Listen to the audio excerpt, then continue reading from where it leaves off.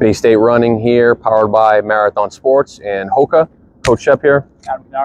Former Woburn standout in the 600 meter. We're setting up for the All-State meet of champions tomorrow.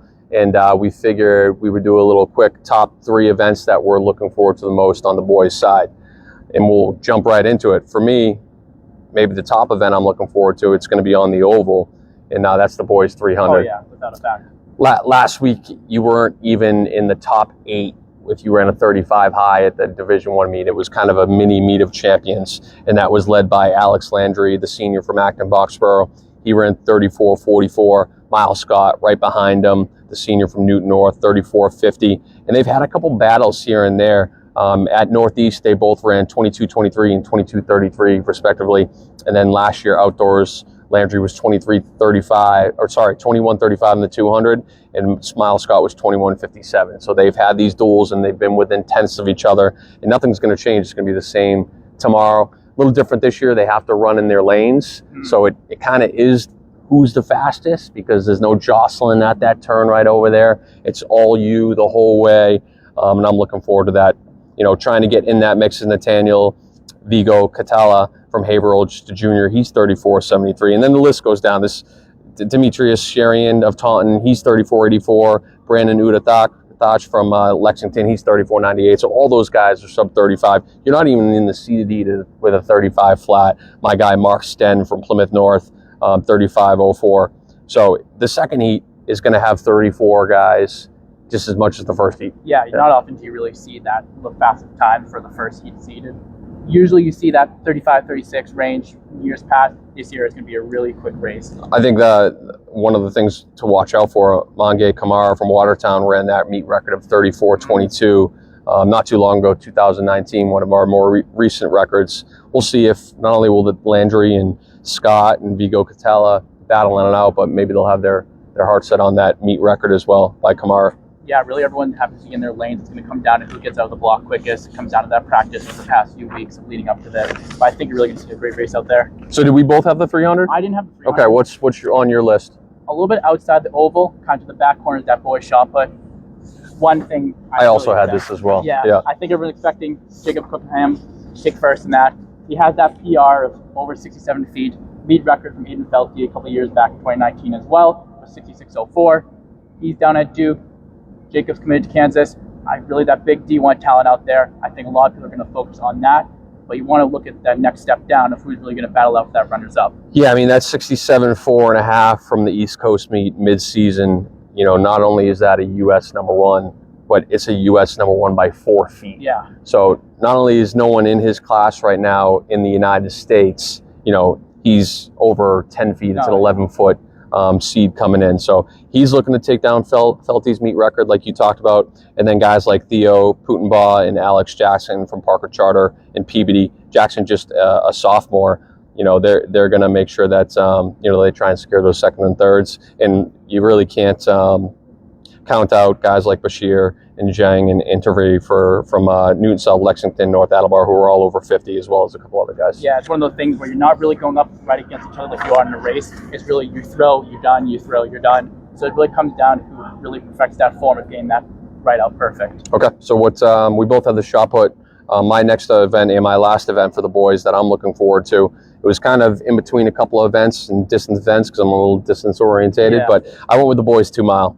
And the reason for that is I don't think the meet record, that 8:49 by Franklin Chancez from Lynn Vogue, is in jeopardy. But I do think this is going to be one of the races of the day. And since it's so long, it's going to be exciting on who goes and takes the lead and back and forth. Obviously, you have Sam Burgess from Framingham. He's got that 9:06.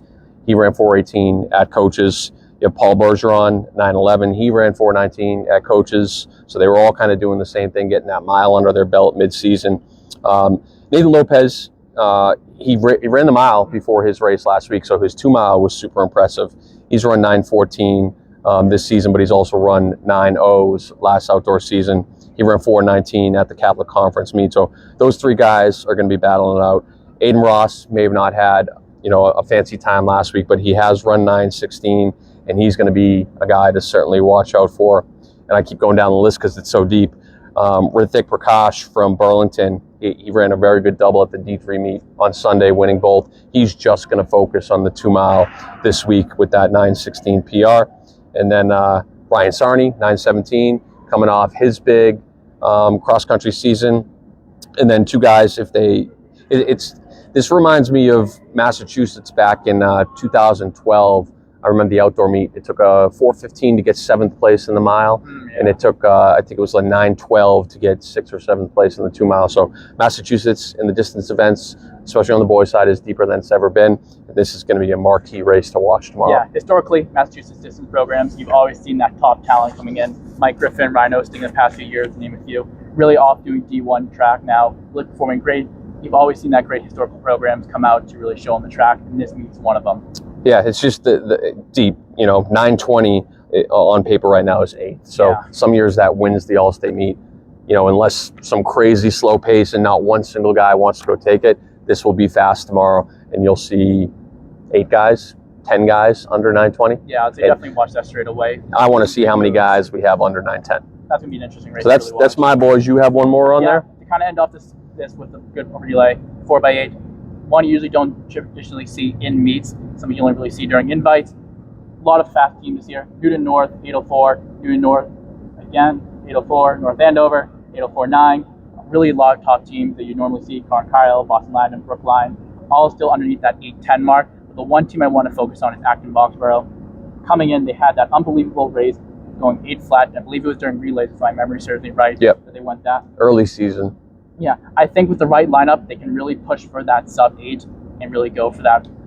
With events like the 4x8, you always wonder, who's gonna.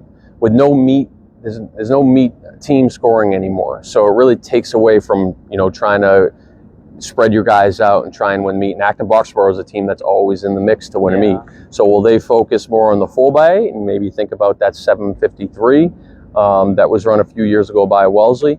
Or, are they still going to run their individual events and then run the 4x8 and then maybe focus on it at New England's or Nationals? Yeah, only time will tell. They have a few people doubled up who are also in other events. A lot of the people on their lineup they had on the seed list really was coming in fresh. So I think having that fresh talent, resting the entire meet and going around that track to save them and get that in there, I think it's going to work great. One person I think is going to be a big part of that is AJ Reyna. He leads with a PR of 159 in the 8 at Northeast. Very impressive. He ran a 122.600 more recently. That brings a conversion around a 154, 155. Definitely in the realm of possibility to see him picking it up for that and really pushing for that sub-8. Yeah, I think definitely don't count on anyone else from that team. Yeah, I think we'll also see a few teams dip under the 8 mark when people start to run fresh coming into this meet, especially with the no team scoring, which is a whole nother topic that we'll jump into another time. Definitely. That's our boys' top 3 events that we're looking forward to. See you tomorrow. Have a good one.